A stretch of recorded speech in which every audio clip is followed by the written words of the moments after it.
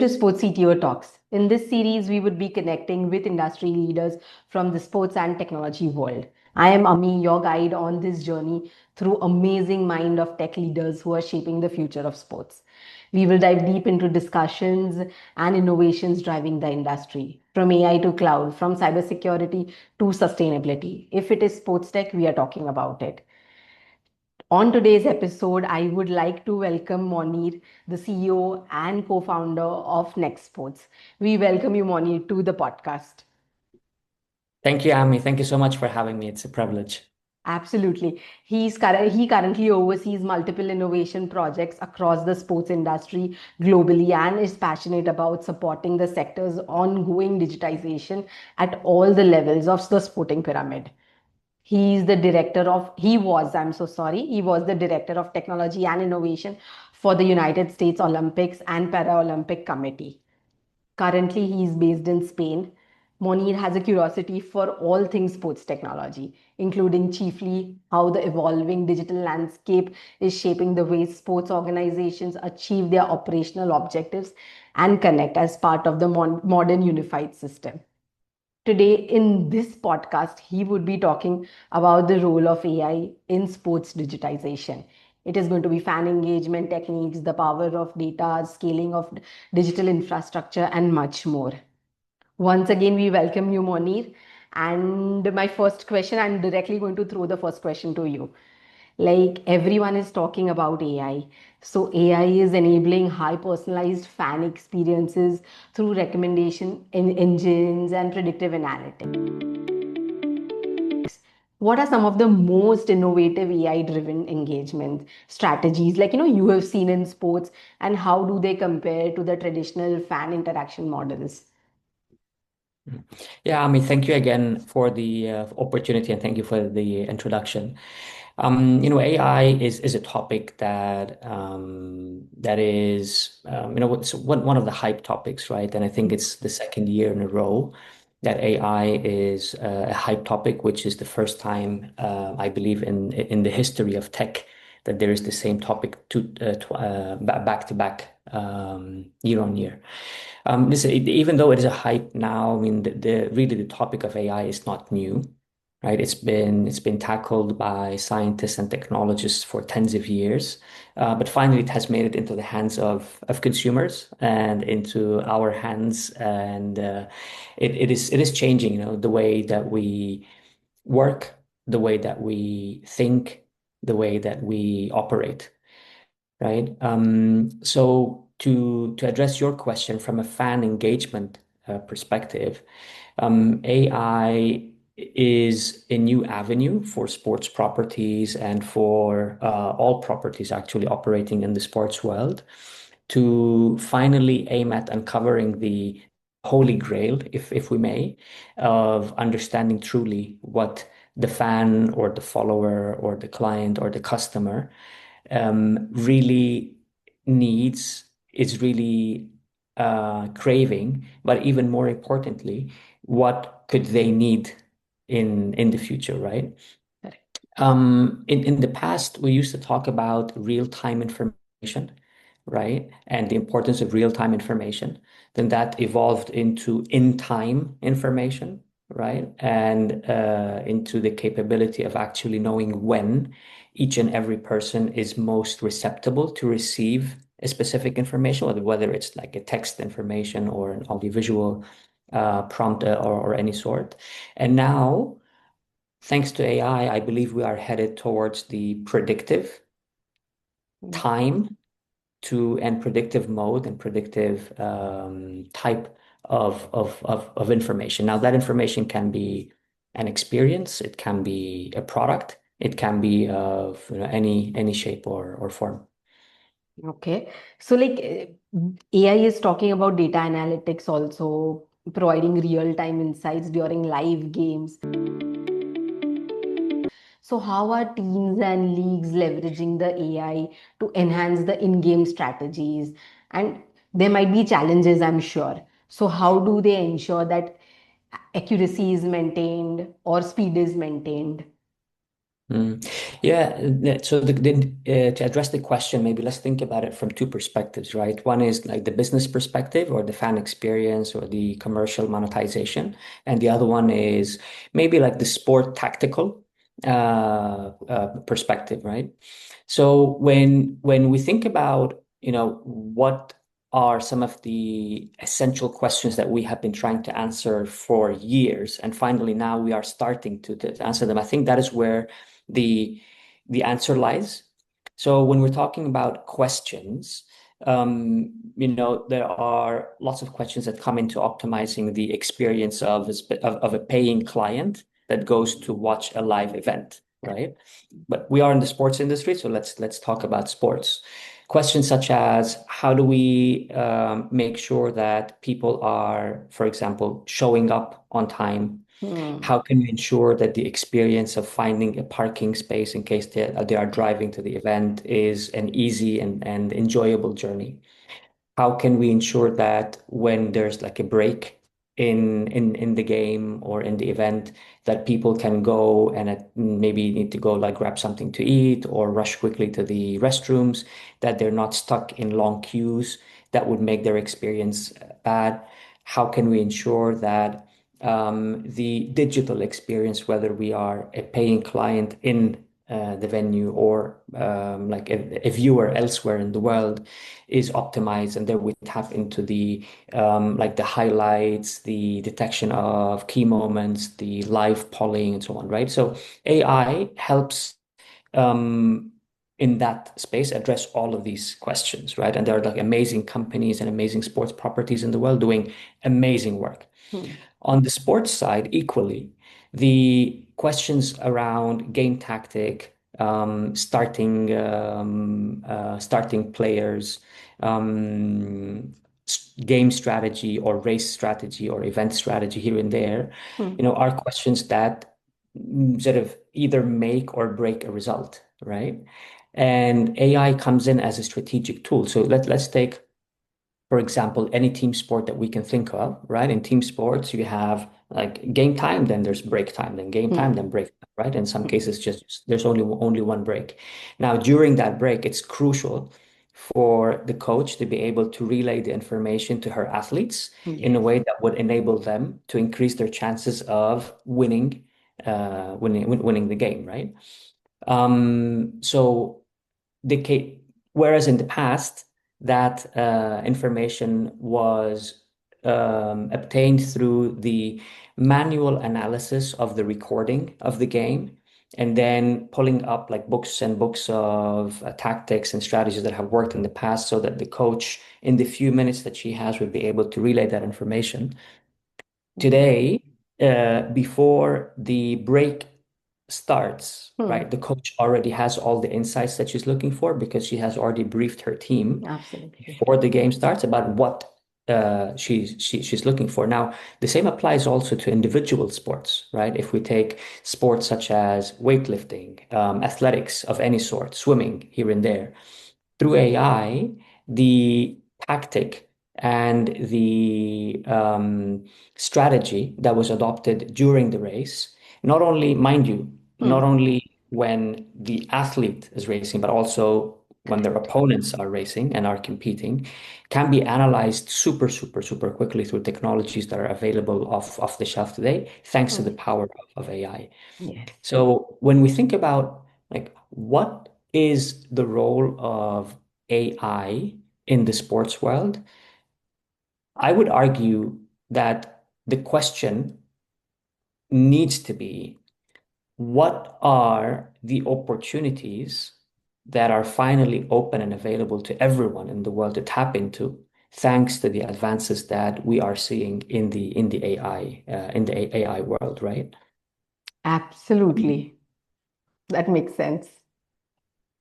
Okay. So, like, continuing the same question, like, AI is there everywhere, right? As you said, like, when to reach the parking and multiple other things.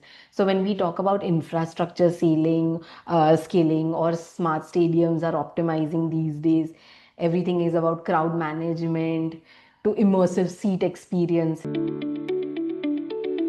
So, what role does AI play in that?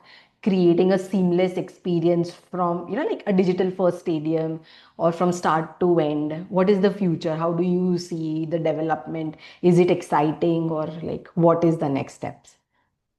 Yeah, I mean, so you're touching on one of the most important questions that the sports industry at large is trying to tackle across the globe, right? Which is, and the question is, how do we optimize the human experience, okay, Yes. without calling it fan or client or customer, right? How do we optimize the human experience from when that person starts making their way to a live event until they make their way back to wherever they need to go, right? So when we work with our clients, whether they are football clubs, basketball clubs, federations, leagues here and there, we always start working with them on the user journey or the person's journey Hmm. from door to door, right? Within that journey, there are so many variables to look at. So one of the variables would be a physical one, for Hmm. example. How will the person actually make their way to the event and how will they make it back? And of course, in there you have so many options, right? Public Right. transportation, biking, walking, running, car, whatever that is. Then, besides the physical, there's the emotional Hmm. layer, right? What is the emotion of the person, right? Is it a positive emotion? Is it a negative emotion? You could imagine how like positive the emotion would be just before a game starts, right? And then how negative it could be during the break when the person is stuck in Hmm. line to get to the restrooms, for example, right? So we have the physical, we have the emotional, and then from there we go to the digital experience, right? Hmm.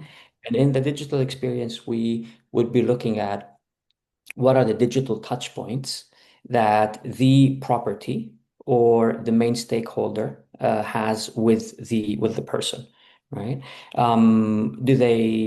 Is there a digital touch point only through mobile, or is there a digital touch point through digital screens around the city or around the venue here and there? So once we map the whole user journey, Hmm. right? Then we start looking point by point, where can AI support in improving the experience, right? Hmm. So Hmm. going back to the human experience, okay?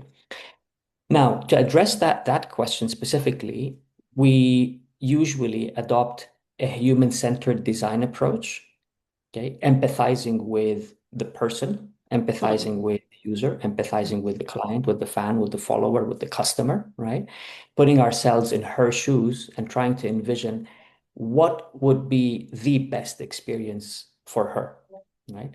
Then from there, we would look at how AI can support.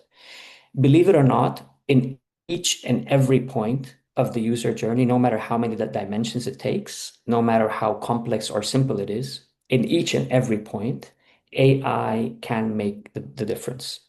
Okay. Whether AI is being deployed to learn, Hmm. whether it's being deployed to analyze, or whether it's being deployed to recommend or predict, okay, it usually makes a difference, which is kind of unique when you Hmm. think about it from a technological perspective, because there are not many technologies that are so ubiquitous and so universal and that can be deployed across the value chain, no matter what the problem that we're tackling at hand is, right? And we haven't talked about optimizing the operations in sports, right? But that is yet another big topic where Yes. AI can be handy. Yeah, so I think in summary, AI is an amazing opportunity for the sports industry to finally tackle some of the core questions that it has been trying to address for the past tens of years. Absolutely. So, like beyond fan engagement, even it is reshaping the athlete performance tracking or the injury prevention. So, how is that, like, how is it evolving as a space? And there might be some ethical considerations which need to be kept in mind while implementation. So, like, what is there?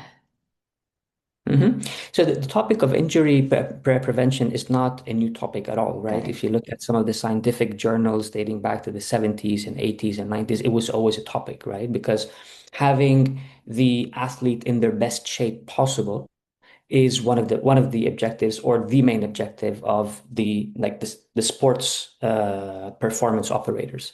I Correct. recall when I was working at the US Olympic and Paralympic Committee, one of the main goals that we had at each and every Olympic and Paralympic game is making sure that the athletes are at their peak performance exactly on the day of competition, right? Not the day before, not the day after, but on the day of Correct. competition. And if you think about what goes into the formula of making sure that the athlete is at their peak during the games, you start uncovering tens and tens of variables that need to be taken into account, right?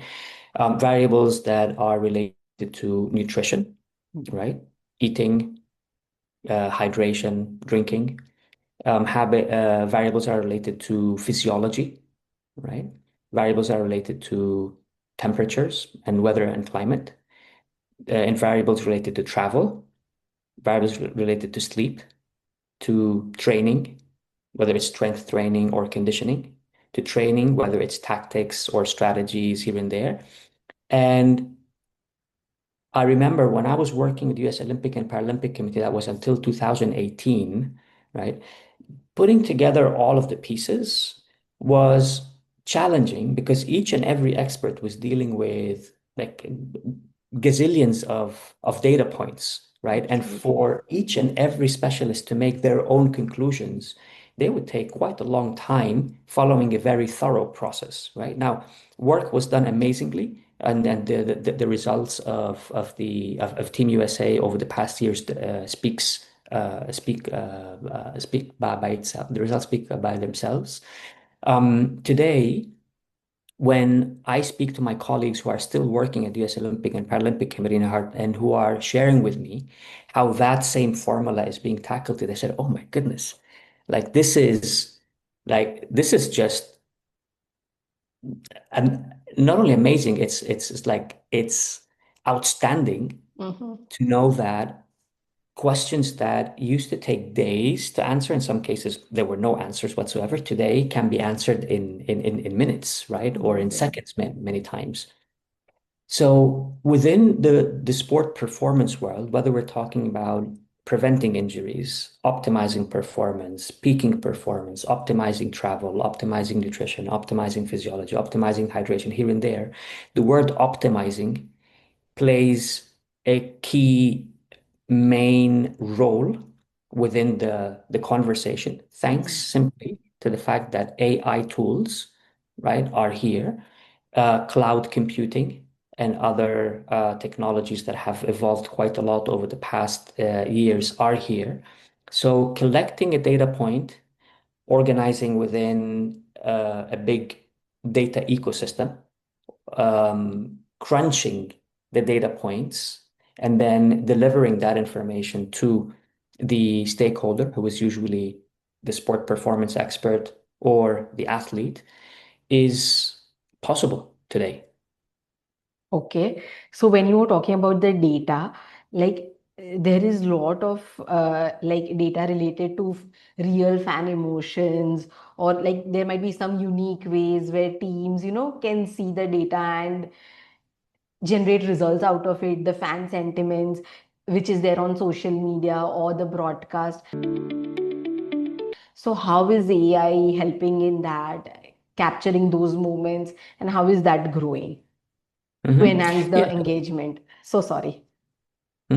Yeah, so AI tools to capture the sentiment of the audience, right, is an area of work that is quite broad, I would say today.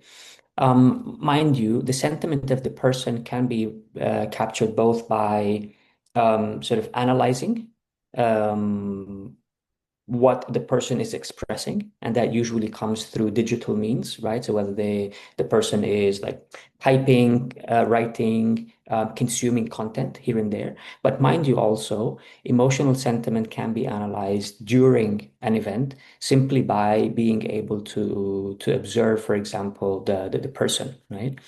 So Some of the interesting advancements that we have seen over the past couple of years is in the space of detecting the emotion of the person through computer vision, right? Through the cameras that are deployed all around the venues. Like the cameras that are used to do like the kiss cam or the fan cam here and there, or the highlights, even just looking at the Yes, people. The AI capabilities today allow sports properties to be able to measure very accurately how long, for example, during the whole live event was Munir looking at the field or looking down or looking to the sides, right? correct. Um, Yet more, how long did it take Munir to actually arrive to his seat from the moment he entered the venue? Okay. Mhm. How long did he stay in the seat, right? When did he step away? Is he wearing the merchandise of the team? Is it the home team or the opposite team? Is it the merchandise from this year or is it last year or is it a memorabilia, right? Yes, So once you are able to measure all of this information, then the data points that the ticketing manager, the venue manager, the sponsorship manager, the revenue manager, and so on are looking for, all of a sudden becomes available, right? Now, that contributes not only to measuring the sentiment, okay, which is the first step, but the question is, so what, right? So what? And what if we can measure it? Then what do we do, right? And that is where value is being generated, right?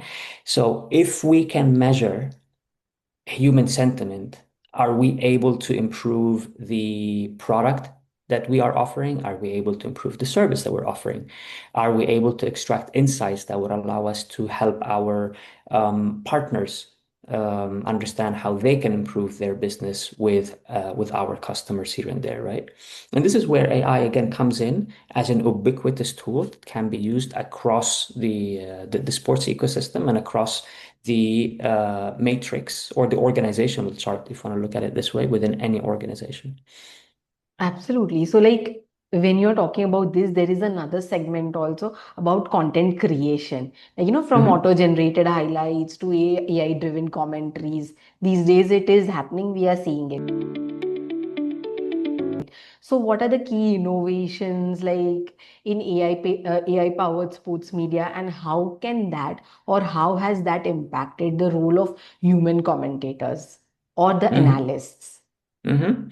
Yeah, and I would add to your question, Ami, that what one of the what one of the opportunities right now with AI is being able to provide live commentary in different languages. Right? Yes. With one of our clients, for example, we experimented with that this year, and the results were just outstanding. The commentary in like French, English, Portuguese, Arabic, Indian, Persian, Russian, right? You name it. It was available throughout the streams. People were just clicking on, interacting with it, and following the stream in their own local language. Now, the commentary in many cases felt real, and in some cases, not that real, right? But I Okay. think we, as consumers of sports, we do expect, or we are ready to make a compromise today on the quality side if we are getting the product that we need, right? Now, the advancements, though, in AI will solve for that. So quality will not be an issue at all in the next few months or the next few years at most, right? Then with many of our clients, we are working with them on helping them create editorials during the live event, right? These editorials would either be translated into snippets on any social media feed, just to be able to follow the live Hmm. event, snippets on their proprietary app to be able to follow the specific game, or quite lengthy pieces of editorial that are published either during the event or immediately after the event in as many languages as we need. Now, it is true that AI is helping on the editorial and on the commentating and translating piece, but I'm really amazed when I observe how our clients operate today with respect to how they were operating, for example, 2 years ago.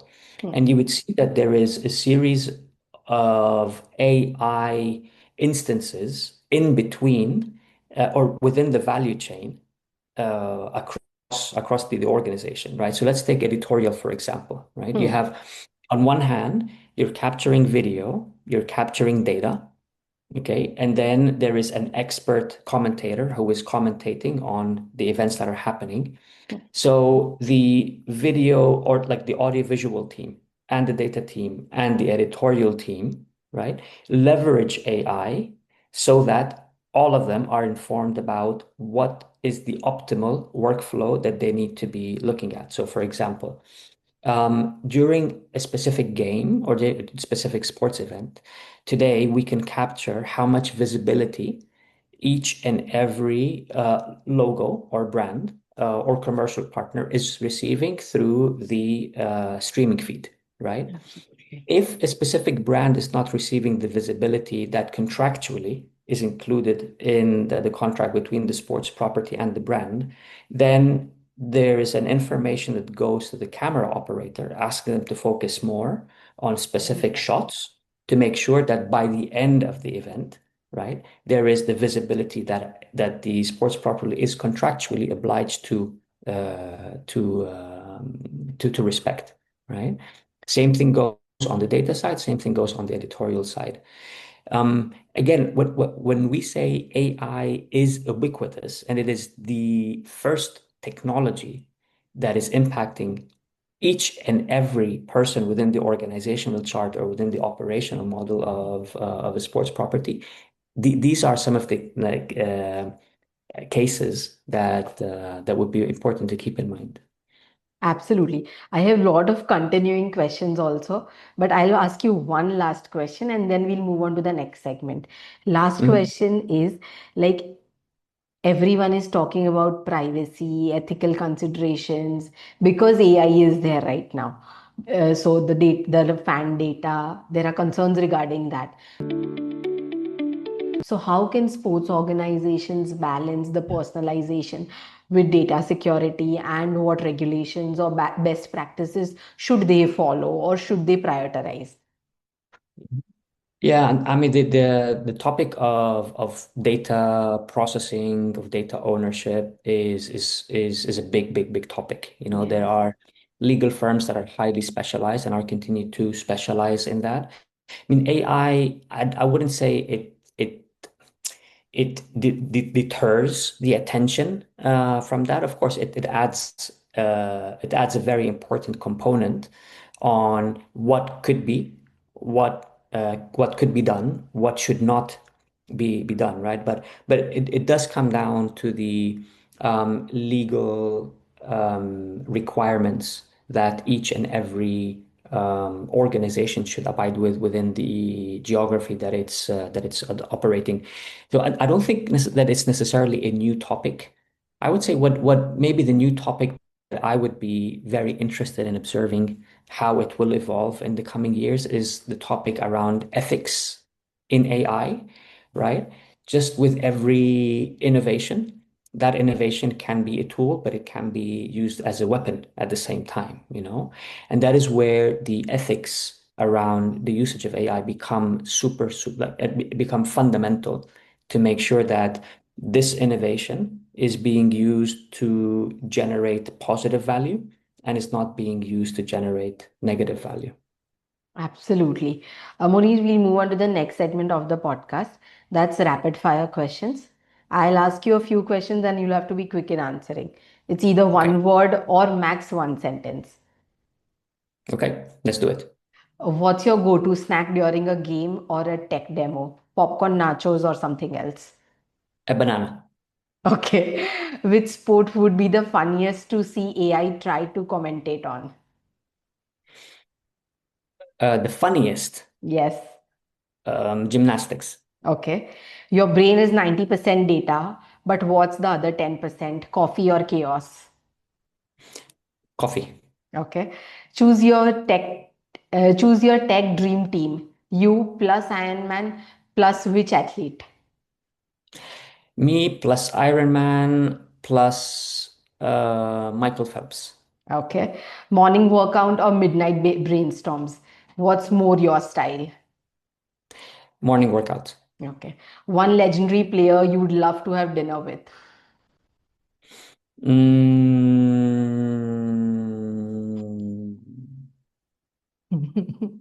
Mm, difficult one, this one. There are many.